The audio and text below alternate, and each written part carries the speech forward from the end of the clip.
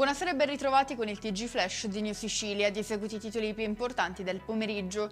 Tensione a Palazzo Chigi dopo la bocciatura da parte della Corte dei Conti del progetto sul ponte sullo Stretto di Messina. Il ministro dei Trasporti e delle Infrastrutture Matteo Salvini non molla, senza nessuno scontro tra poteri dello Stato, ha affermato: daremo tutte le informazioni che ci vengono richieste. Chiuse le indagini sulla strage di Casteldaccia di maggio 2024, in cui sono morti 5 operai mentre stavano lavorando a un impianto fognario. Rischiano il processo 6 persone e 2 società, tra cui l'Amat che gestisce la rete idrica a Palermo.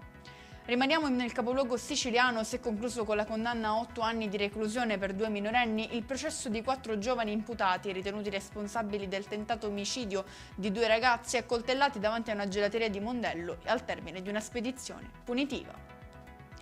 Firmata dal sindaco di Palermo Roberto Ragalla un'ordinanza che vieta la collocazione di rastrelliere, espositori e strutture similari per la vendita di prodotti non alimentari lungo Corso Vittorio Emanuele e via Macheda, un modo, spiega il primo cittadino, per tutelare il decoro urbano del capoluogo.